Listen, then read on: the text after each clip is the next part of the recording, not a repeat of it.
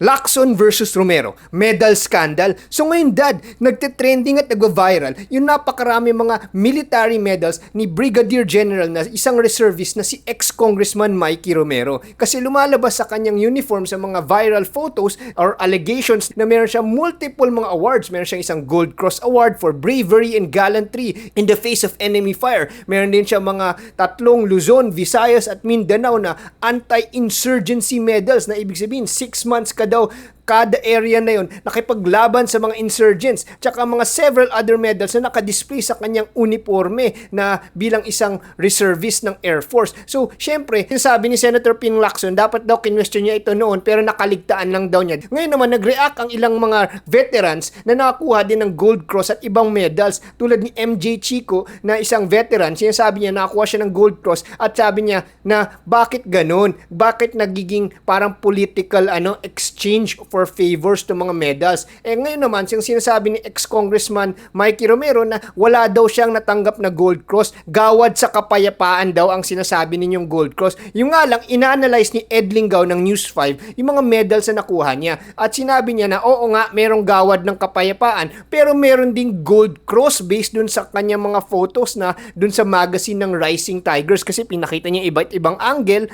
Gold Cross talaga yung pagkumpara. So medyo malapit-lapit yung itsura sa Gold Cross. So whether it's a true Gold Cross or not, or allegations, hindi pa natin sigurado kung Gold Cross talaga yung naka parang angle dun sa photo no yun. Pero ang sinasabi ni MJ Chico na isang veteran na wag daw silang gawing tanga kasi alam nila kung ano yung tunay na Gold Cross, no? So ngayon, syempre, aside from that, yung mga ibang veterans gusto mag-petition sa AFP para questionin ang mga medals na naibigay na to at sino-sino pa ang mga ibang mga nabigyan ng medals. Ngayon naman sumagot si ex-Congressman Mikey Romero na hindi naman daw niya hiningi ang mga medals na ito. So ngayon dad, medyo nagkakaroon ng mga away-away sa comment section ng mga netizens kung bakit nagkakaroon ng gantong medals daw. Totoo ba mga nangyari at hindi nila alam kung syempre kung talagang lumaban ang ating ex-congressman based on the requirements ng mga medals na ito. Of course, may mga ibang mga commentator na netizens na nagsasabi na meron naman daw mga project na ginawa si ex-congressman Mikey Romero sa mga delikadong lugar na mahagi siya ng ayuda, nagpagawa ng schools, namigay ng mga toys. Pero kino-question na ibang netizens, ito ba ay katumbas ng isang tunay na sundalo na dumaan sa totoong requirements para makuha ang medal na yun? Yung kino-question na ibang netizens. Ngayon dad, medyo nagkakalituhan sa online kung ano ba talaga ang mga medal system ng military at AFP ngayon dahil sa gintong skandalo. Ano nakikita mo nangyari dito, dad? Kinakailangan kasi maging patas tayo bago tayo maghusga. Kasi nangyari dito, parang ang dami ng dumundag at naghusga na kaagad sa mga nangyaring issues. No? Siguro dapat ang unang katanungan dito bakit ba siya nabigyan ng medalya? Yun ang unang tanong doon. Anong dahilan bakit siya nabigyan ng medalya? Una. Pangalawa, yung ba mga medalya na yun na ibigay ba dahil hiningi niya o binigyan niya ng kapalit na pabor o ito ibinigay sa kanya dahil nung panahon na yun yung mga namumuno ng sumukbong sandatahan kanilang nawari na deserving siya o karapat-dapat nilang bigyan siya ng award. Hindi lang nila malaman kung ano yung klaseng medalya ibibigay sa kanya. Kasi itong mga katanungan na ito dapat masagot bago natin husgahan yung mga issues. Kasi ang dami na nagtatalo, ang dami nang komento na hindi naman natin talaga nalalaman kung saan nagmula, ano yung naging batayan, bakit nagkaroon ng medalya yung tao. No? Ngayon sa ating pagsasiyasat, in fairness to all, nagsiyasat tayo. Sa ating pagsusuri kasi nakita natin na una, kasi nung panahon na congressman siya, ang parang nakatulong siya at pinaglaban niya na mabigyan ng pondo ang hukbong sandadahan na makabili ng mga eroplano na magagamit nila sa pandigmaan. So yun ang una doon. Kumbaga, masasabi na rin natin parang nakipagdigmaan din yun kasi parang digmaan din yun sa Kongreso naman. Hindi physical battle but more of mental and congressional battle ang labanan doon. So may digmaan pa rin yun kasi parang mahiritan mo yung mga ibang kasamahan mo na congressman na paglaanan ng karagdagan pondo ang armed forces para mabili nila yung mga kailangan nilang pandigmaan, isa rin pakikipaglaban yun. Kasi iba-iba namang klase ang digmaan. No? May physical, meron non-physical. No? So ito yung sa non-physical issue na sinasabi natin. No? Pangalawa, sinasabi rin sa pagsasasat natin, nakita natin na nung panahon kasi na sila ay involved dun sa AirAsia na private airline, parang nung panahon ng COVID, pinahiram niya o pinagamit niya yung mga eroplano ng AirAsia para makatulong sa hukbong sandatahan sa pagtra-transport ng mga military personnel sa mga kanilang pangangailangan sa armed forces. So yun ang pangalawang nakita natin sa pagsasiyasat. No? Pangatlo, sa pagsasiyasat natin, nakita rin natin na as a reservist, siya yung parang namumuno o tumutulong doon sa Northern Command ng mga reservists. No? So parang naging pinuno pa siya ng Reservist Association nila. So marami pang ibang nasiyasat natin na parang ginawa niya o tinulong niya sa hukbong sandatahan.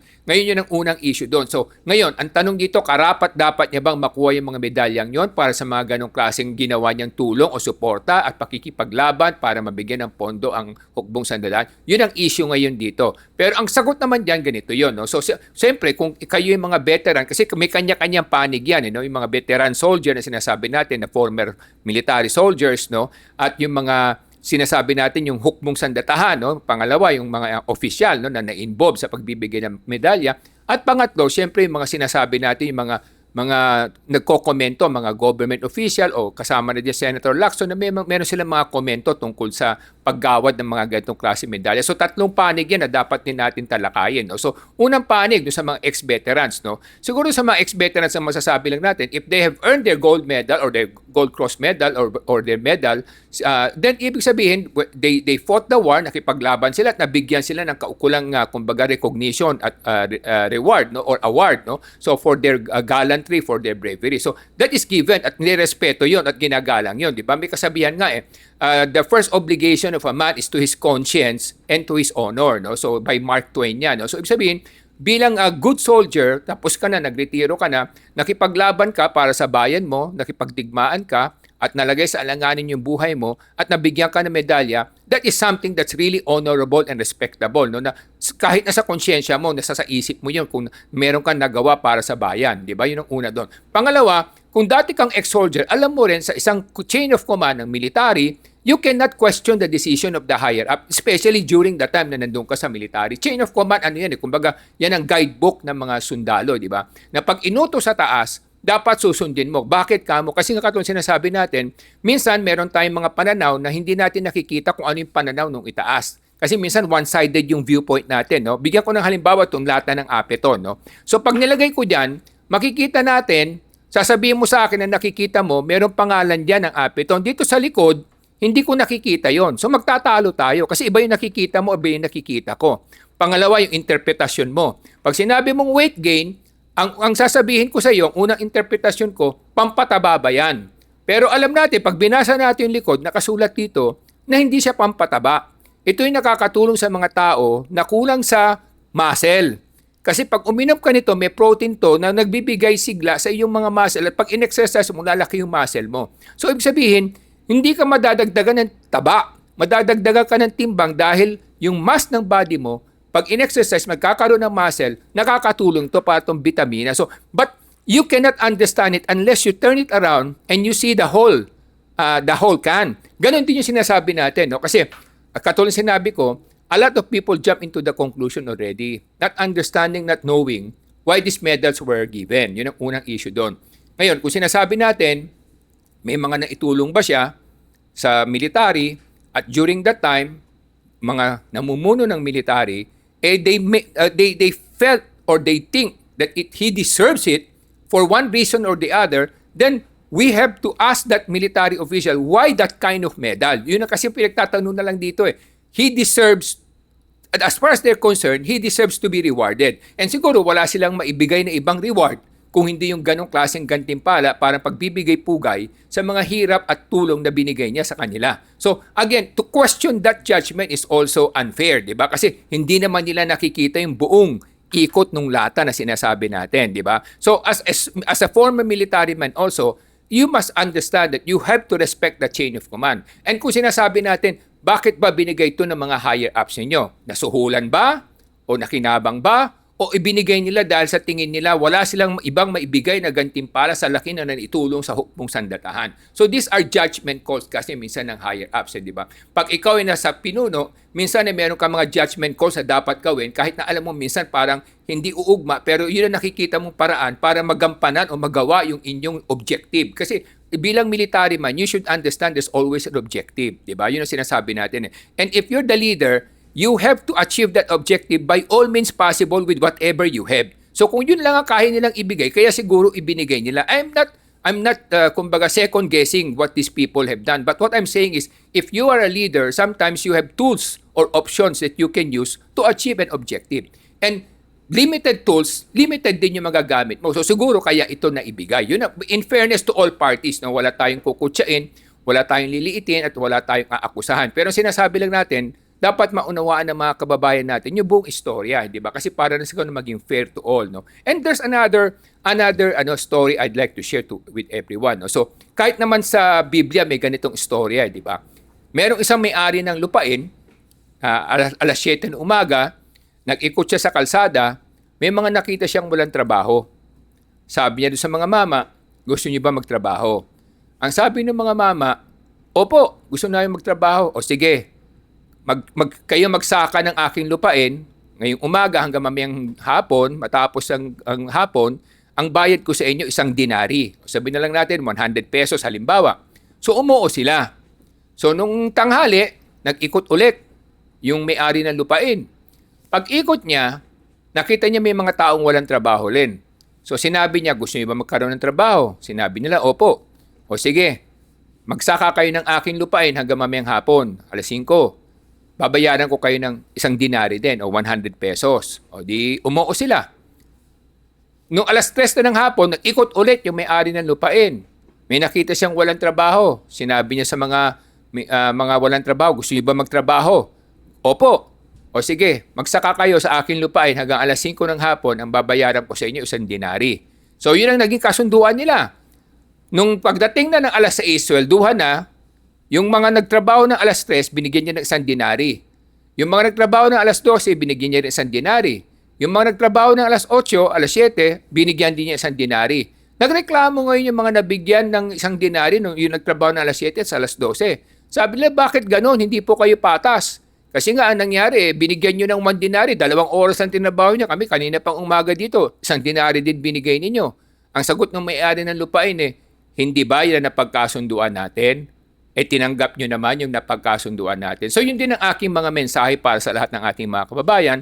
Minsan, sa isipin natin, hindi naging patas o hindi patas ang mundo para sa atin. Pero, huwag natin kalimutan sa mundong ito, hindi naman yung issue ng patas. Again, as I've said, no, the first obligation of a man is to his conscience and to his honor. So, ibig sabihin, kung sa konsyensya mo, alam mong karapat-dapat ka doon, sa mga tinanggap mo, di at least maging masaya ka na kasi yan ang gantimpala mo, hindi lang sa lupang ito, pero ganun din sa mata ng Panginoon. Saka at the end of the day, hindi lang naman tao naguhusga sa atin. Meron naman Panginoon na naguhusga sa atin. Kung kapusin man tayo sa gantimpala, sa lipunang ito, sa mundong ito, siguro naman kahit na paano kung marami tayong ginawang kabutihan, kahit naman paano siguro may gantimpala tayo tatanggapin sa langit. Di ba? Lalo na kung tayo nananalig sa Panginoon at ating sinasamba ang ating Panginoong Hesukristo at tinatanggap natin sa ating puso. So yun ang mga issues kasi rito. Minsan sometimes we tend to be, kaya nagkakaroon ng hidwaan sa lipunan kasi parang nagkakaroon ng inggitan. Di ba? Parang nangyari sa kinuwento ko tungkol sa may-ari ng lupain, nagkaroon ng inggitan.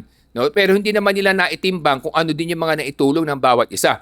Ngayon, maaari sabihin natin na kasi nga merong kumbaga meaning yung bawat medal na yon, no? So siguro dapat, kung ako yung tatanungin mo, dapat ang hukbong sandatahan, gumawa lang din ng ibang klaseng mga medalya na ia-award naman nila sa mga non-combatant. Yun yung sinasabi natin ngayon. Kasi i-distinguish mo na lang combatant and non-combatant, di ba? Kasi pag sinabi mong battle, kasi ang battle hindi lang naman pakikipagbarilan. Pwede ka rin nakikipagdigmaan sa ibang paraan na pinaglalaban mo. For example, abogado ka at may mga kaso yung mga sundalo at paglaban mo na mailabas mo sila at may tulungan mo sila. Hindi ba karapat-dapat din naman bigyan yung abogado ng gantimpala o reward?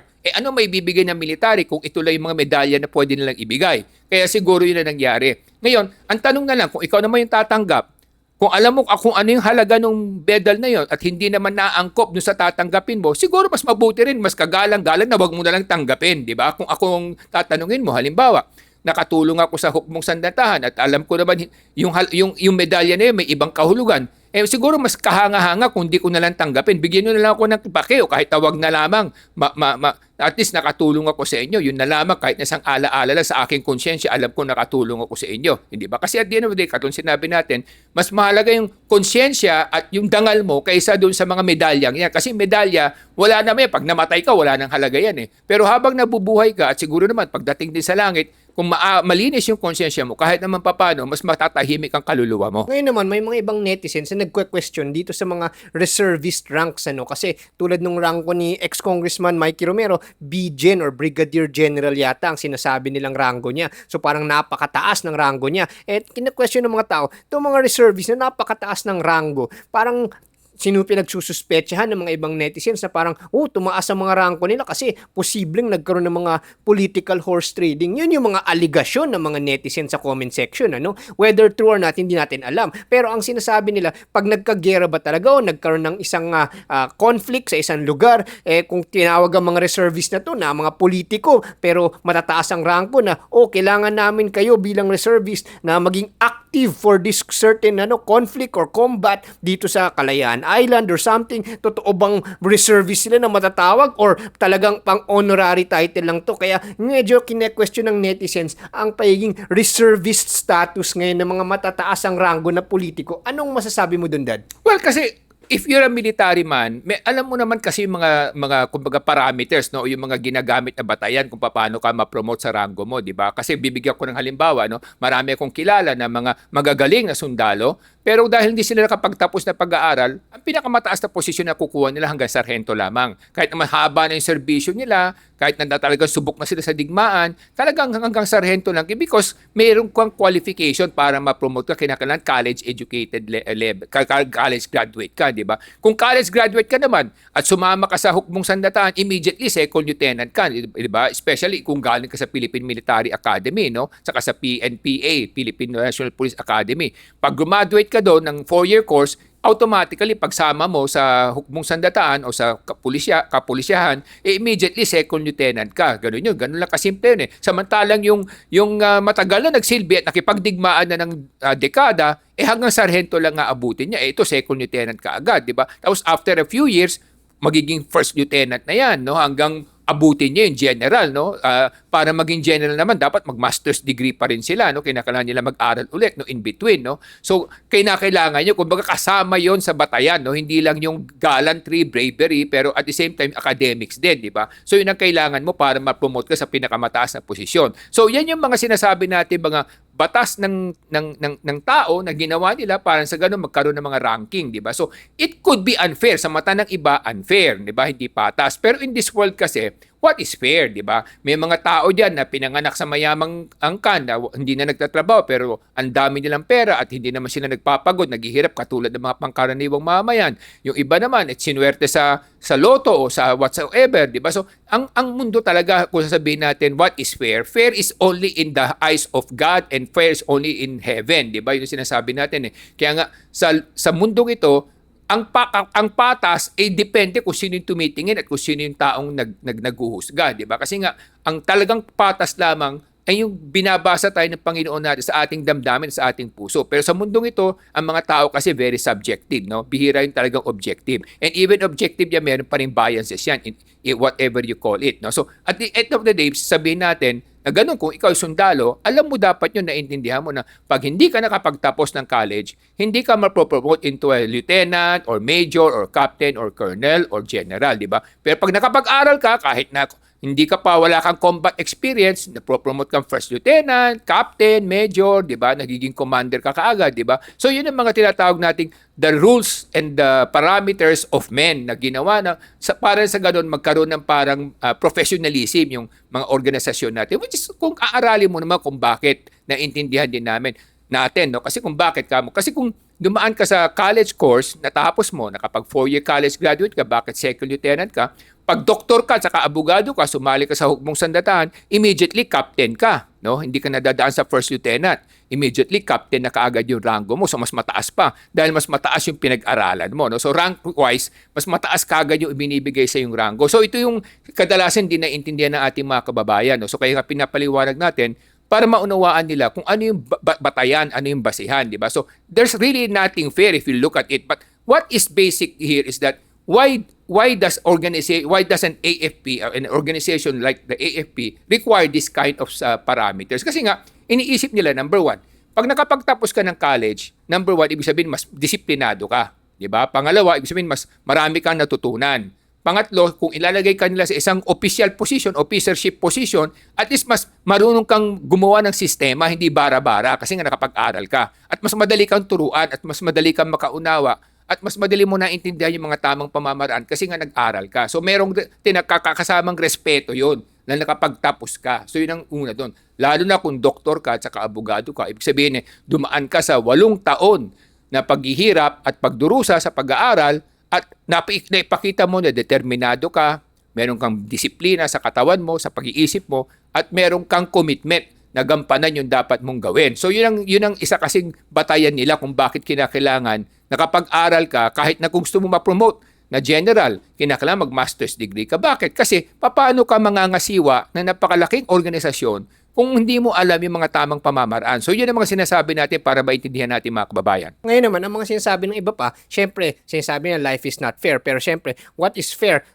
May mga ibang tao na pinanganak na genius. Syempre, pag genius sila, syempre, mas mataas ang kanila nauunawaan kaysa pangkaraniwang mga utak. May mga utak naman na talagang napakahina. Syempre, paano natin sasabihin na pantay-pantay ang kanila magiging halaga? Kasi at the end of the day, productivity. And second, yung mga decision-making skills na hindi kaya gawin ng simpleng utak, syempre yun yung mga mas mataas, yun din yung mga sinasabi ng mga ibang netizens natin na may mga iba't ibang mga skills. Kaya what is fair is basically how much people value you. Kasi marami mga nagsasabi, fairness is not what regular people understand. May mga nagsasabi na fairness means the amount of value that you can give to society and society will value you for. So example, you can do so much for them, therefore they will value you and pay you that much because that's how much value you also give in exchange. Pero some people study mga courses na mga fine arts na kapag tapos daw sila ng masters in arts and everything, so magrereklamo sila bakit ang baba ng mga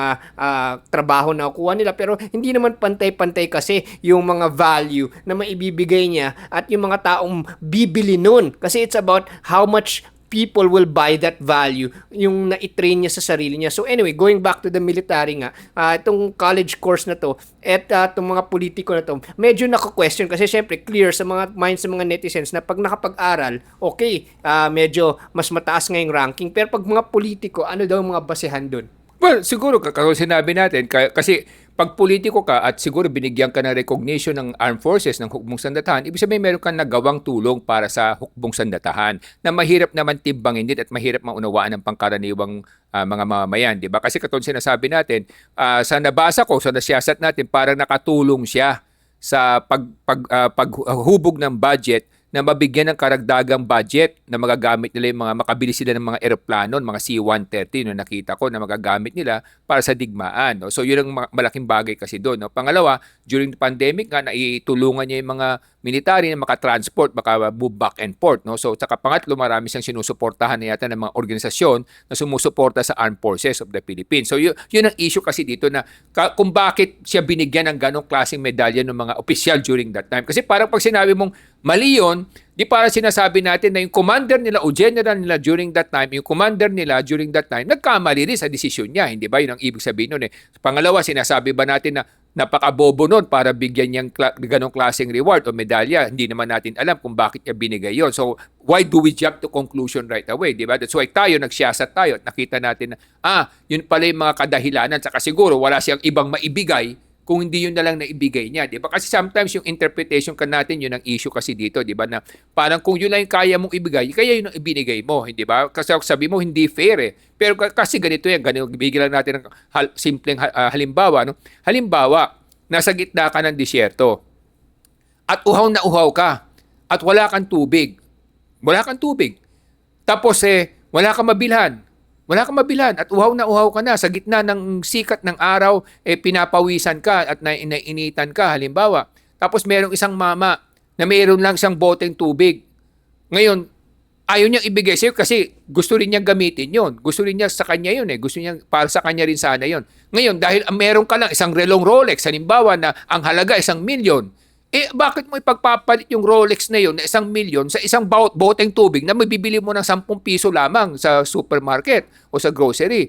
Pero during that time, kailangan mo kasi yung tubig na yun eh. At wala kang ibang maibigay na kapalit para mahikayat mo siya na ibigay sa iyo yung boteng yun. Hindi ba? So, ginamit mo kung ano yung meron ka para makuha mo yung bote para na sa ganun, mailigtas mo yung sarili mo. So, yung ganong klaseng pag-iisip kasi dapat maunawaan ng ating mga kababayan na yung opisyal na nagdesisyon kung bakit niya ginawa yung mga ganong medalya, meron din siyang dahilan. Kasi nga, hindi naman ding naging commander yan o general yan. Siyempre, general na nakakapag-award yan. Normally, kung sino yung head ng AFP during that time, AFP chief or Philippine Air Force chief, kung sino man siya, siyempre, biginigay niya yun kasi during that time, tingin niya, kailangan niya yung boteng tubig na yun at mas mahalaga yun kaysa doon sa Rolex na isang mamahaling milyon. Ganun lang kasi yung logic na ma-analyze natin, di ba? Dahil hindi naman natin talaga alam kung ano yung nangyari at ano yung dahilan at kung bakit naigawa dito. Pero based on analysis lamang, kung uunawain natin, dahil nakita nga natin may mga naitulong siya, baka siguro yun ang parang naibigay lang nilang gantipala kasi yun lang yung kaya nilang ibigay during that time. Parang during that time, sinasabi natin, wala kang ibang maialok para bitiwan niya yung bote ng tubig. Kaya inalok mo na yung Rolex mo, pero hindi rin fair yun. Hindi patas yung exchange because the Rolex is worth 1 million and the bottle is only worth 10 pesos. But during that time that you're in the desert, you needed that badly and that's the only thing you can offer to survive. Then you offered it. And is it a fair exchange or an unfair exchange? Only that man who needed that water can tell you why it was a worthy exchange. Ngayon naman, pag politiko ba, yung terms of ranking naman, mas mabilis ba maging general na reservist kapag naging isang elected official? Kaya yun din yung mga tanong ng netizens. Well, normally yun ang advantage, di ba? Kasi ganito yan eh. Ito nga hindi kadalasan na unawa ng ating mga kababayan. Kasi makikita natin, no? Maraming mga elected official na na-appoint sa mga kabinete, no? Ang tanong, bakit? Kasi nga, kung ikaw yung presidente, bakit sila yung pinipili mo? Kasi ibig sabihin, ibig sabihin, binoto sila ng tao. Ibig sabihin, meron na silang suporta. Nagustuhan sila ng tao. Meron silang tao na sumusuporta sa kanila. So, that's one. No? Second, hindi lang sa nasuportahan sila ng tao, pero pangalawa, ibig sabihin, marunong siyang makisalamuha sa tao kaya sa binoboto at sinusuportahan ng tao na kailangan niya sa leadership, di ba? In leadership kasi, you don't only need kumbaga academic skills, no, but you need a lot of tinatawag nating human skills na sinasabi natin, soft skills, 'di ba? Yung hard skills, yung mga talent mo, skills mo to get things done, to make things happen, no? Let's say magaling ka magkumpuni ng silya, ng elevator or whatever. Skills yun, hard skills. Yun yung soft skills, ibig sabihin, marunong kang makisalamuha sa tao at alam mo pasunurin yung tao para gawin yung dapat gawin. Kaya nga naiboto ka, naihalal ka. Kaya mas madali ka rin bigyan ng posisyon kasi nga parang meron ng kredibilidad na isabihin meron ka ng track record na alam mong magpasunod ng tao at alam mong kumuha ng suporta ng tao at matutulungan mo yung Pangulo sa mga gusto niyang gawing programa kasi alam mo kung paano mangumbinse, alam mo kung paano humingi ng tulong at suporta sa mga ibang liderato rin sa lipunan mo. Kaya mga kababayan, dito sa Ilocano Defenders Parties, ang sinusulong namin edukasyon. Kasi pag may edukasyon, mas mataas ang halaga mo. At yung tamang edukasyon, hindi yung mga walang kwenta mga courses, mga walang kwenta mga value. Kasi syempre marami nagrereklamo, wala silang guide kung ano yung mga tamang mga aralin. Pero ginagawa na namin yung mga videos na yun, yung mga top 10 courses na hinahanap ng mga employers. Kasi kung susundin nyo yung mga tamang mga pag-aaralan, tataas ang value nyo. Kasi yun ang nakakapagbigay ng halaga sa lipunan. Para sa edukasyon, ako si Morgan Sain, yung coach ng bayan. Kami po sa Ilocano Defenders Party List, ang pinagtatanggol namin ang ating kabangbayan na hindi mapagsamantalahan ng mga may katiwalian at may mga kasopangan sa ating mga namumuno at namamahala. Ang aming mo pinagtatanggol ay ang patutunguhan ng ating mga sambayanan at ang kabutihan at katiwasayan ng ating mga mamayan. Ako po si Michael Sain, yung dad ng bayan.